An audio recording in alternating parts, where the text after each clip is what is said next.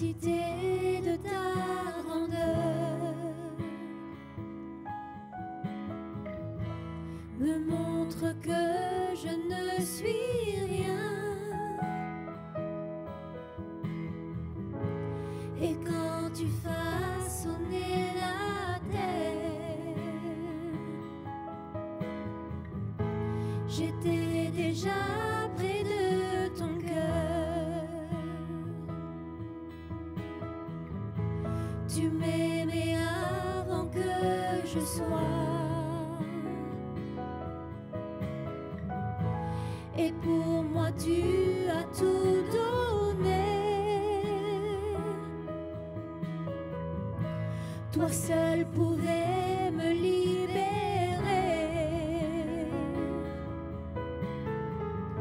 C'est pourquoi je veux t'adorer. Toi seul est digne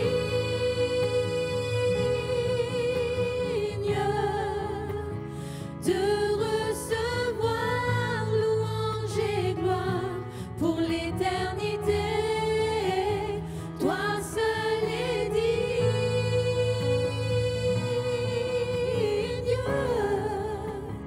de recevoir louange et gloire pour l'éternité.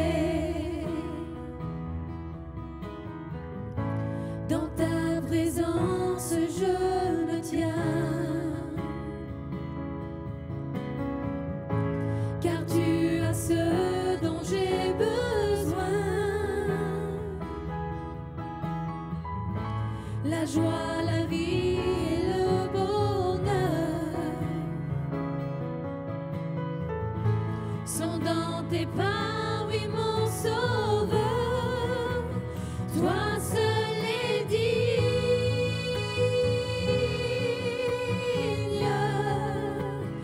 de recevoir louange et gloire pour l'éternité. Toi seul est digne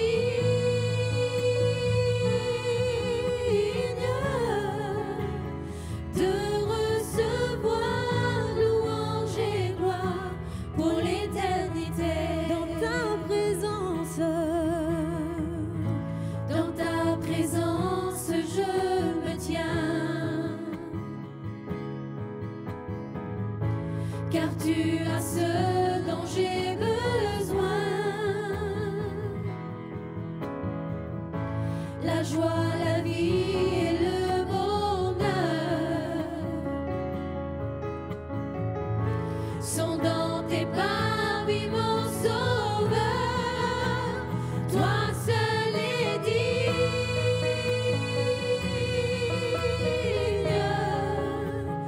de recevoir louange et gloire pour l'éternité. Toi seul est digne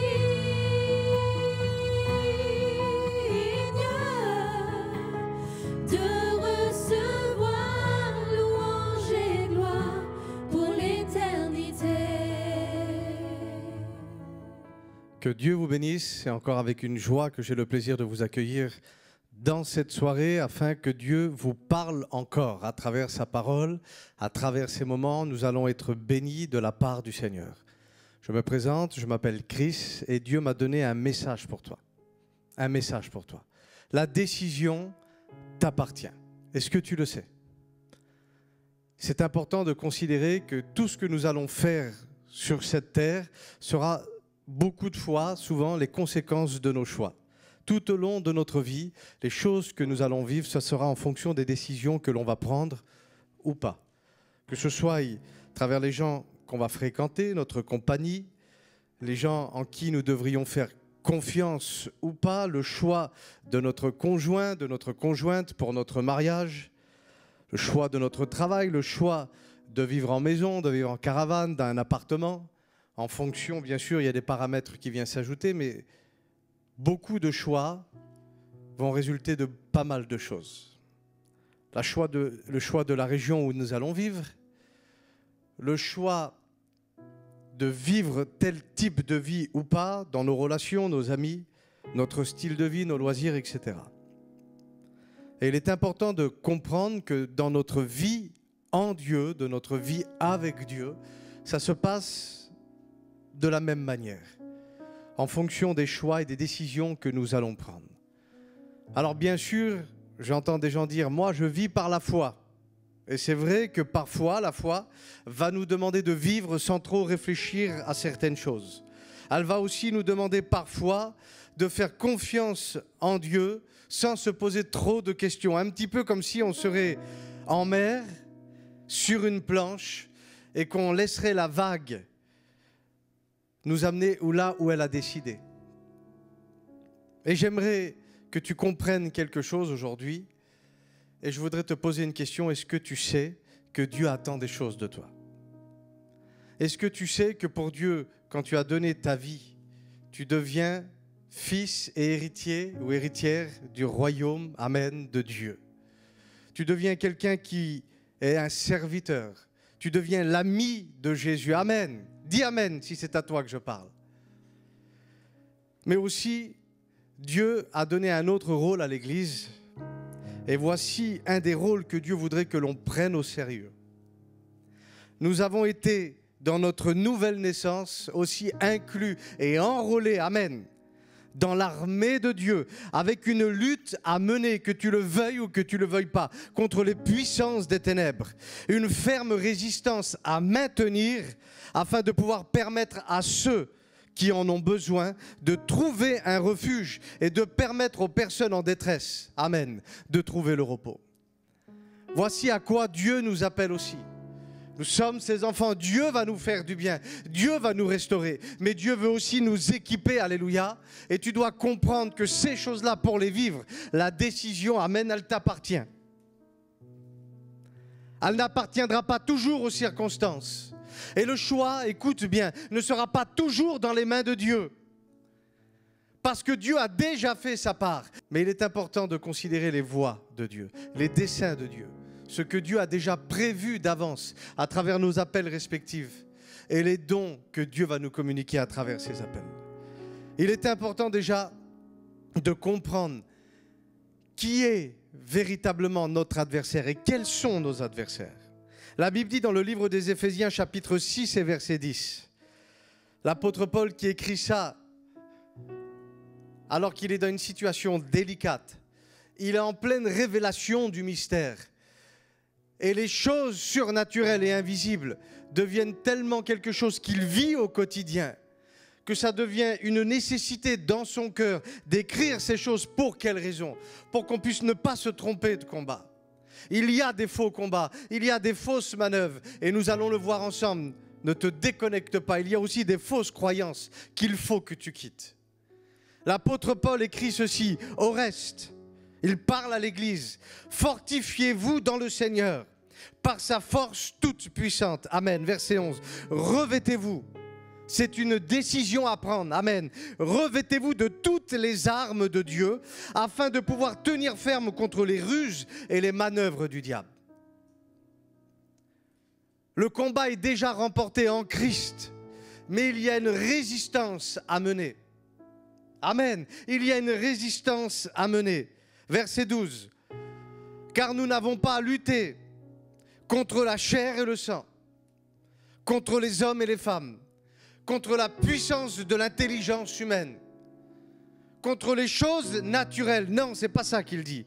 Nous n'avons pas à lutter contre la chair et le sang, mais contre les dominations. C'est bien un combat qui est spirituel, ce qui va dominer les nations, contre les autorités, contre les princes de ce monde de ténèbres, contre les esprits méchants qui sont positionnés dans les lieux célestes.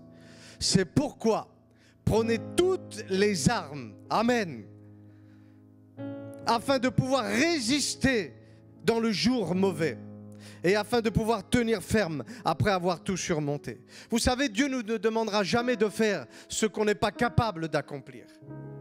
Après, il y a toute une liste d'armes, mais Dieu m'a communiqué aussi un moyen par lequel on peut dominer sur les choses et prendre enfin notre vie en main. Épître de Jacques, chapitre 4 et verset 7. Soumettez donc votre vie à Dieu. Amen. Ah, on ne veut pas parler de soumission. mais c'est une réalité. Soumettez donc votre vie à Dieu. Résistez au diable et il fuira loin de vous. On a souvent dit, il faut que tu résistes. Et quand tu vas résister à l'ennemi, l'ennemi, il va partir. Non, la première étape avant de pouvoir résister, c'est d'être soumis, alléluia, aux volontés de Dieu. Ensuite, nous aurons la capacité de résister. Et on va tellement être en flamme, amen, tellement être fort devant la puissance des ténèbres, que c'est eux qui vont partir. N'oubliez pas une chose. Ce n'est pas Moïse qui a chassé Pharaon. Moïse, la présence de Dieu était tellement sur lui à travers son implication dans l'œuvre et sa soumission à la volonté de Dieu qu'à un moment donné, c'est Pharaon qui dit maintenant tu vas partir d'ici et avec tous les tiens. Il y a un moment donné où ce n'est plus toi qui chasses le diable, mais tu as tellement compris, tu es tellement soumis, alléluia, que c'est le diable qui te chasse. Que ceci, au nom de Jésus, devienne ton partage à partir d'aujourd'hui. Amen. La soumission, c'est lié à un caractère. Écoute bien, la soumission est liée à un caractère qui doit changer. La soumission est liée à une mentalité qui doit être rééduquée. Où la foi, où l'humilité, l'obéissance et la loyauté, 4 piliers, la foi, l'humilité, l'obéissance et la loyauté doivent régner en maître. C'est ce qui doit régner dans ma vie. Ce sont les moyens que Dieu m'a donnés afin de pouvoir affronter la vie et d'être soumis à sa parole et à sa volonté. Si l'humilité est trouvée quelque part, la gloire de l'Éternel, la réception divine sera son partage. Si l'obéissance, la Bible dit, est trouvée chez un homme, la bénédiction sera son compagnon de route. Amen. Est-ce que tu me suis? Si la foi est là, les malades seront guéris. Si la foi est là, la vie éternelle sera trouvée. Si la foi est là, les démons seront chassés. Et si la loyauté est là, il y aura comme un transfert d'onction entre les gens que tu auras servi et ce que tu devrais devenir. Que ces 4 piliers soient trouvés dans ta vie et c'est comme ça que la décision enfin va pouvoir nous appartenir. Vous savez, quand on donne notre vie à Dieu, le diable va essayer de venir avec ses agents afin de pouvoir nous faire trébucher, tomber dans des péchés. Et au bout d'un moment, on a compris que le péché est devenu l'ennemi de Dieu. Et on va réussir quelque part à se faire comme une carapace par rapport au péché. Mais il y a aussi les péchés que Satan veut infiltrer dans nos vies pour paralyser nos vies, pour bloquer nos destinées, pour essayer de briser justement l'œuvre à laquelle Dieu nous a appelés. Et c'est un combat dans les pensées. C'est pour ça qu'on parle d'un renouvellement d'intelligence, d'un renouvellement de pensée.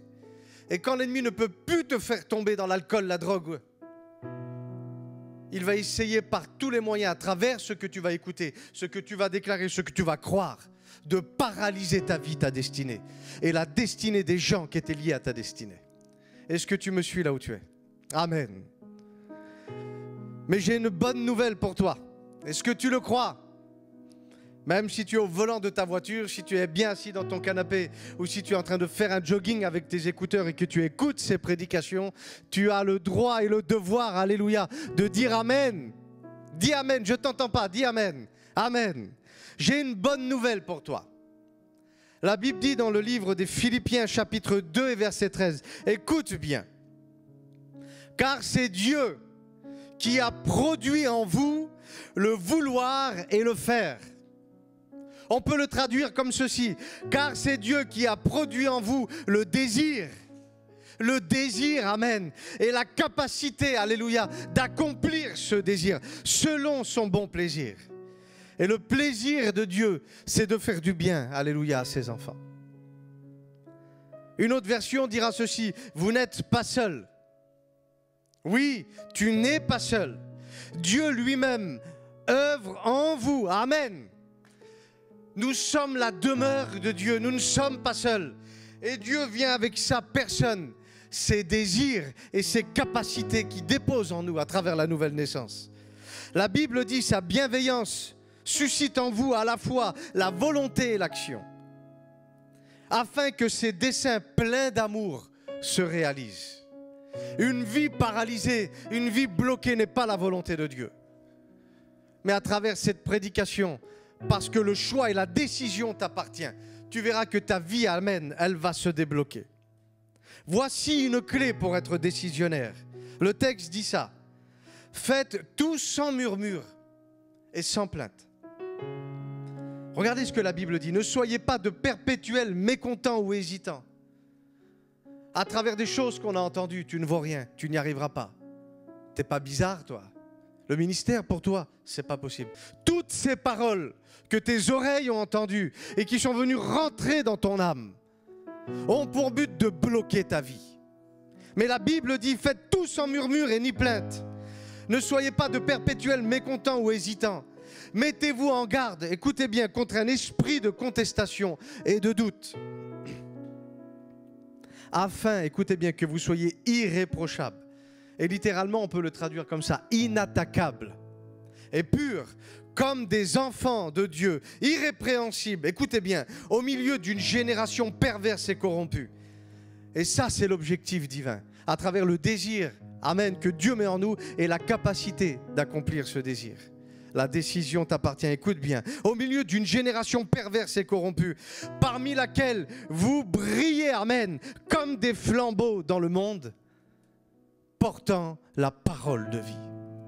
Voici la destinée d'un enfant de Dieu qui a décidé de se laisser enrôler dans l'armée du Seigneur et de briser, de casser les puissances des ténèbres à travers la décision qu'ils vont prendre. C'est à ce à quoi nous sommes appelés, à briller à travers la parole de vie que nous allons porter. Et on porte la parole de vie de 5 manières. À travers notre témoignage, être une preuve vivante, alléluia, à travers notre marche, notre zèle pour Dieu, à travers ce que l'on représente, à travers les valeurs que nous allons communiquer dans notre église, avec nos prochains, dans les lieux où nous allons travailler. Et surtout, à travers nos paroles. À travers nos paroles. Ce qu'on va déclarer de nous-mêmes et ce qu'on va déclarer de Dieu dans les situations. Alléluia. Sur quel fondement? En fait, on porte une parole de vie à travers les moyens que je vous ai donnés, mais on le fait reposer sur un fondement, et c'est sur le fondement de la vérité. La Bible dit que la volonté de Dieu, c'est que tous les hommes soient sauvés et qu'ils parviennent à la connaissance, alléluia, à la vision, à la direction de la vérité. Pourquoi la vérité? Parce que la vérité, la Bible dit, c'est Jésus qui le dit, elle va t'affranchir, écoute bien, elle va te rendre libre et de manière définitive. Et la vérité, quand tu y es confronté, quand elle vient briser tes pensées, tes raisonnements, et qu'elle vient, si tu veux, quelque part te faire descendre dans un état d'humilité, où tu reconnais qu'il y a plus, où tu reconnais qu'il y a mieux. La Bible dit qu'il y a une tristesse selon Dieu qui va venir s'installer. La repentance va venir dans notre vie. Une façon de voir les choses différentes, de s'approcher de Dieu d'une manière différente, de s'approcher d'une situation bizarre, avec puissance et autorité, afin de nous propulser véritablement dans la présence du Saint-Esprit. Que tu puisses dire, non Seigneur, je ne suis pas n'importe qui. Je n'ai pas été destiné pour ces choses et il y a trop longtemps que je subis les choses. Aujourd'hui, je réalise, amen, que la décision m'appartient. Elle n'appartiendra pas toujours aux situations. Elle n'appartiendra pas toujours à l'échec, au doute, à toutes ces choses, à la peur, aux colères. Non. La décision de ma vie m'appartient. Et la bénédiction de l'Éternel, la Bible dit qu'elle est poursuivie d'aucun chagrin, permet à la vérité de venir te confronter. Parce que cette vérité, quand tu y es confronté, quand tu as adhéré dans ton cœur, dans ton âme et dans tes pensées, et que tu commences à la déclarer, j'ai une bonne nouvelle. La vérité est contagieuse.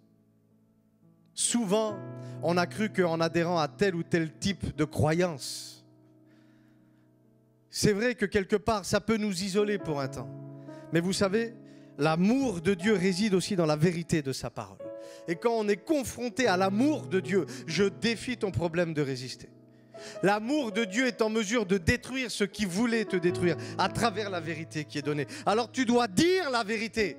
Dis-le avec moi, je vais dire la vérité à partir d'aujourd'hui. Mais plus important, Tu dois vivre la vérité. Alléluia. La décision t'appartient. Le choix de nos croyances déterminera si nous serons des hommes ou des femmes de décision. Je te le redis. Le choix de nos croyances déterminera si nous serons des hommes ou des femmes de décision. Avant de dire et de vivre la vérité, il est important de faire quelque chose. Est-ce que vous êtes avec moi? Amen. Reste jusqu'à la fin, tu vas voir ce que Dieu va faire. Il faut décider de comprendre ces vérités sur ce que Dieu a dit et sur ce que nous devons devenir. Et enfin, écoute, de pouvoir permettre, amen, au Saint-Esprit de Dieu de libérer nos consciences, nos pensées de toute fausse croyance. Alors je voudrais qu'on voie ensemble quelques exemples de fausses croyances. Je ne serai jamais béni. Ça, c'est une fausse croyance. Personne ne m'aime. Ça, c'est une fausse croyance. Je ne me marierai jamais. Ça, c'est une fausse croyance. Je serai toujours malheureux, toujours malheureuse, parce que chez nous, c'est comme ça. Je serai toujours dans la colère, dans la peur, dans le rejet. Ça, ce sont des fausses croyances. Une fausse croyance. Je vais mourir de manière prématurée. Ça, c'est une fausse croyance. Dans ma famille, tout le monde est comme ça, donc je serai systématiquement comme ça. Et on peut rajouter la liste.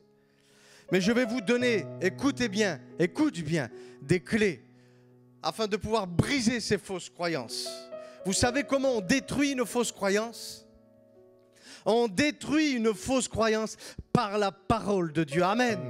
On remplace une parole de mensonge, une parole du diable, par une parole de vérité, par une parole de Dieu.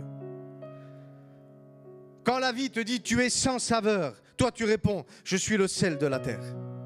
Quand toi tu dis personne ne me voit, la Bible dit que tu es destiné à devenir la lumière. Écoute bien, la lumière du monde. Amen. Personne ne m'aime, alors que Dieu dit je t'aime d'un amour éternel qui ne va pas varier en fonction des circonstances. Que tu pêches ou que tu ne pêches pas, Dieu t'aime quand même. Amen. Dieu t'aime quand même.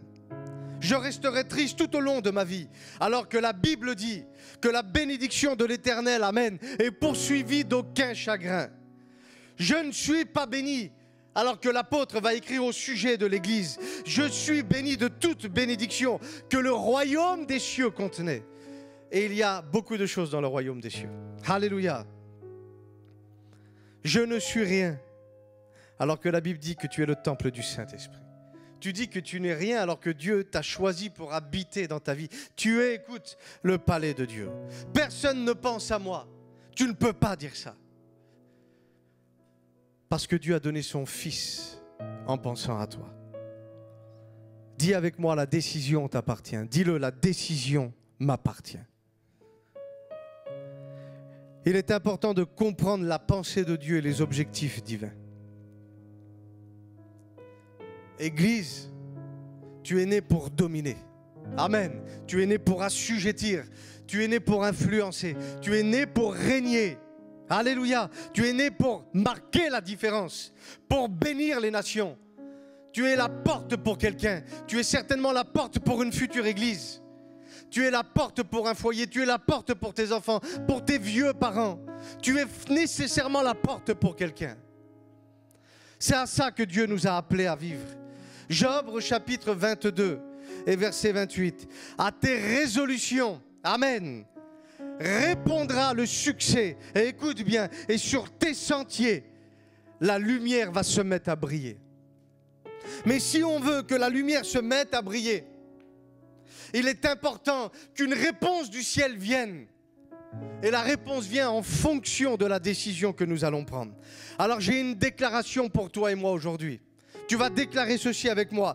Je ne laisserai plus jamais la vie me dominer et contrôler ma vie. Mais j'accomplirai à partir d'aujourd'hui, amen, dis-le, j'accomplirai aujourd'hui ma destinée. Alléluia. J'ai une prière pour toi aujourd'hui que tu devrais adresser à Dieu chaque matin. Ne laisse pas, Seigneur, mon cœur, mes émotions et mes décisions me faire vivre une autre vie que celle que tu avais prévue pour moi. On vit une vie en fonction des circonstances et souvent à cause de certaines fausses croyances, alors que Dieu en avait prévu une pour nous. Moi je le dis, un démon, une influence ne dirigera pas ma vie. Un faux raisonnement doit être délogé dans mes pensées. Alléluia. Je vais même vous dire, la maladie ne doit pas me dire à quelle heure je dois me lever et à quelle heure je dois me coucher. Il faut toujours que je reste avec cette pensée que Dieu est en mesure de me guérir. Et même si la maladie est là, ce n'est pas à elle de contrôler, de diriger ma vie. Non. Et ce qui veut bloquer ma destinée, je prie pour toi maintenant que cette chose-là part dans le nom de Jésus. Que toutes ces fausses croyances soient anéanties dans le nom de Jésus. Alléluia. 1 Corinthiens chapitre 11 et verset 1. Voici ce que l'apôtre va dire. Soyez mes imitateurs, comme je le suis moi-même du Christ. Le Christ, bien sûr que c'est Jésus, mais à cette époque-là, Paul ne suivait pas Jésus de manière physique, il le suivait de manière spirituelle. Et quand il dit du Christ, on parle de l'onction, on parle de la présence de Dieu. C'est sa présence qui doit nous dire ce que nous devons faire, ce que nous devons croire ou pas. Que Dieu fasse que ton oreille soit aiguisée pour entendre la présence de Dieu. Que Dieu fasse que tes yeux sois assez affermis et aiguisés afin de pouvoir discerner, voir devant toi ce qui vient de Dieu ou pas. Alléluia. La Bible dit, c'est Jésus qui va parler. Jean chapitre 14 et verset 6. Je suis le chemin. Je suis le chemin. Écoute bien, je suis le chemin. Il ne dit pas je suis un des chemins. Il dit je suis le chemin. On parle de vie éternelle, on parle de puissance, on parle de destinée. Et la décision nous appartient à partir du moment où on suit le chemin que Dieu nous a donné. Et suivre le chemin, c'est suivre Jésus, c'est suivre Christ. Ce qu'il aime, ce qu'il n'aime pas, ce qu'il regarde, ce qu'il ne regarde pas, ce qu'il y a dans son cœur ou ce qu'il n'y a pas dans son cœur, afin qu'on puisse pouvoir marcher sur les paroles qu'il nous a laissées. Seigneur, tu as dit, alors je vais vivre. Seigneur, tu as dit, parce que tu as dit dans ta parole, que tu veilles sur ta parole et sur l'accomplissement de ta parole. Dieu ne parle pas pour dire de parler, mais il y a des choses auxquelles il faut croire à partir de maintenant. La décision t'appartient. Alors tu peux proclamer ces choses avec moi, je le déclare sur ma vie. J'accomplirai ma destinée parce que je sais en qui j'ai cru. Tu as le droit de dire ça. J'accomplirai ma destinée parce que je sais en qui j'ai cru. Et moi j'ai cru que Jésus était le chemin. Alors je vous pose une question, quel chemin Jésus a emprunté sur la terre? Mais c'est tout simple. Il a emprunté le chemin de sa destinée. Et il a pris la décision de suivre les ordonnances divines. Il aurait pu dévier. Il aurait pu choisir un autre moyen ou un autre chemin. Mais il y avait une destinée que le Père avait écrite dans ses mains. Amen. Et Jésus a tout fait pour accomplir la destinée du Père. Et si aujourd'hui on est en mesure de vous prêcher et de dire que Dieu est amour et qu'il vous aime, c'est parce que Jésus, alléluia, avait décidé d'accomplir sa destinée sur la terre. Écoutez bien, on connaît la destinée de Jésus. Il est venu sur la terre pour se livrer en rançon pour beaucoup, pour mourir à la croix de son propre chef et de faire la volonté du Père. Alors on va voir une scène qui se passe dans l'évangile de Jean chapitre 13 à partir du verset 1. Écoutez bien, ne vous déconnectez pas, quelque chose va se passer. Avant la fête de la Pâque, Jésus, sachant que son heure était venue de passer de ce monde au Père, écoutez bien, ayant aimé les siens qui étaient dans le monde, mit le comble à son amour pour eux. Il y a des paroles qui vont être prononcées, il y a une attitude qui va arriver. Verset 2, pendant le souper, écoutez bien, lorsque le diable avait déjà inspiré au cœur de Judas, Iscariote, fils de Simon, le dessein de livrer Jésus. Écoutez bien, ça peut nous laisser sous-entendre que c'est Satan, à travers Judas, qui avait décidé de ce qui allait se passer dans la vie de Jésus. Comme si que c'était Satan qui avait un mot à dire sur la vie de Jésus. Ça laisse sous-entendre ça. Alors que ce n'est pas tout à fait ces choses-là. Parce que ce n'est pas Satan, ni la situation, ni Judas qui a fait que Jésus a été à la croix. C'est parce que Jésus a obéi au plan de sa destinée sur la volonté du Père. Regardez ce que Jésus... La Bible dit, verset 3, Jésus qui savait que le Père avait remis toutes choses entre ses mains, la décision lui appartenait et il en était conscient. Même si les situations compliquées, on va le voir, il y a eu un moment où Jésus a été livré, un moment où il a été à la croix et il pourrait sembler qu'il a subi les situations, alors que dans ces situations, amen, il était encore décisionnaire de toutes choses. Jésus qui savait que le Père avait remis toutes choses entre ses mains, la décision lui appartenait et qu'il était venu de Dieu et qu'il s'en allait auprès de Dieu. Regardez dans l'évangile de Jean chapitre 13, à partir du verset 18. On parle d'un moment où ils vont se mettre à table, c'est la table de la scène. Écoutez bien, ce n'est pas de vous tous que je parle. Voici ce que la Bible dit. Il dit, je connais ceux que j'ai choisis. Mais il faut que l'écriture s'accomplisse. Ce sont les paroles de Jésus. Celui qui mange avec moi le pain a levé son talon contre moi. Verset 19. Dès à présent, je vous le dis, avant que la chose arrive, afin que lorsqu'elle va arriver, vous croyez à ce que je suis. En vérité, je vous le dis, celui qui reçoit celui que j'ai envoyé, c'est comme si qu'il me reçoit. Et celui qui me reçoit, reçoit celui qui m'a envoyé. Il y a un enseignement qui est en train d'être donné. Mais il y a un moment donné, Jésus va parler de quelque chose. Écoutez bien, c'est important. Ayant ainsi parlé, Jésus fut troublé en son esprit. Et il dit expressément, en vérité, je vous le dis, un de vous qui est présent ici va me livrer. Et les disciples se regardaient les uns aux autres, ne sachant pas de qui il parlait. Mais un des disciples, celui que Jésus aimait, était couché sur Jésus. La Bible dit, Simon-Pierre va lui faire un signe à cette personne-là. Et il dit, demande de qui Jésus est en train de parler. Et ce disciple qui s'était penché sur la poitrine de Jésus va lui dire, Seigneur, qui est-ce? Et Jésus va lui répondre, écoutez bien, c'est celui à qui je donnerai le morceau trempé. Et ayant trempé le morceau, écoutez bien, imaginez-vous la scène. Les apôtres sont là. Ils sont en train de prendre la Sainte Seine ensemble. Il y a une parole de révélation qui est donnée par Jésus. Et Judas est présent. Mais dans le monde spirituel, Satan est présent aussi. Et la Bible dit, ayant trempé le morceau, il le donna à Judas, fils de Simon, Judas l'Iscariote. Et dès que le morceau fut donné, la Bible dit que Satan entra en Judas. À ce moment-là, Satan est rentré dans le corps de Judas. Il a possédé Judas.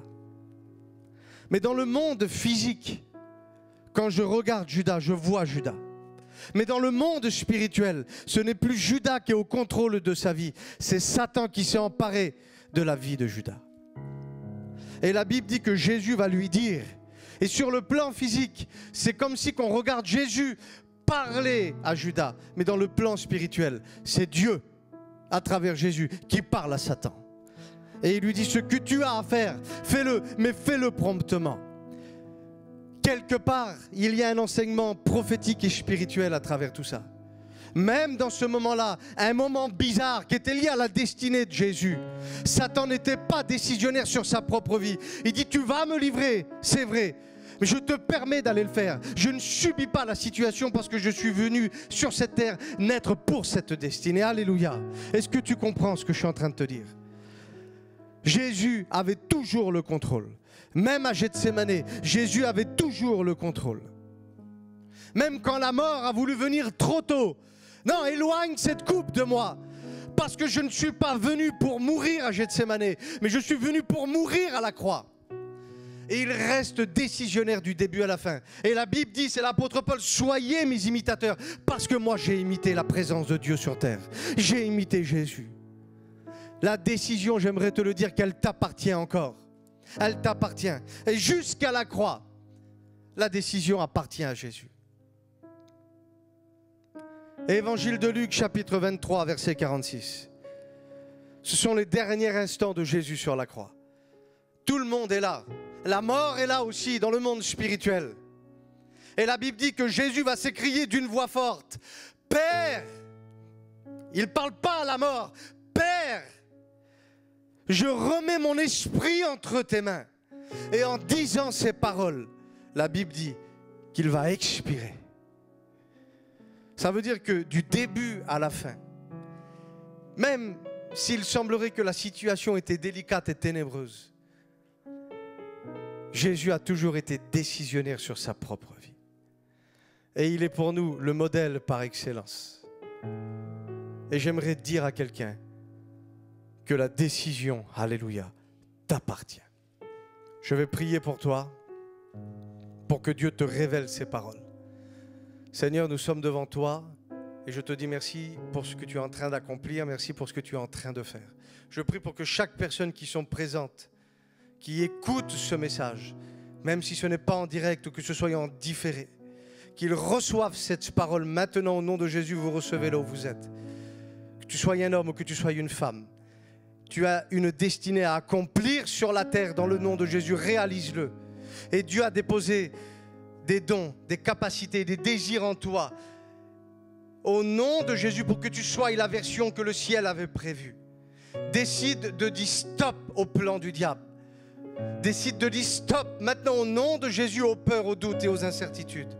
Tu rentres dans ton appel et dans ta destinée maintenant au nom de Jésus. Et tu récupères ta vie. Tu récupères ta vie dans le nom de Jésus. Que Dieu vous bénisse.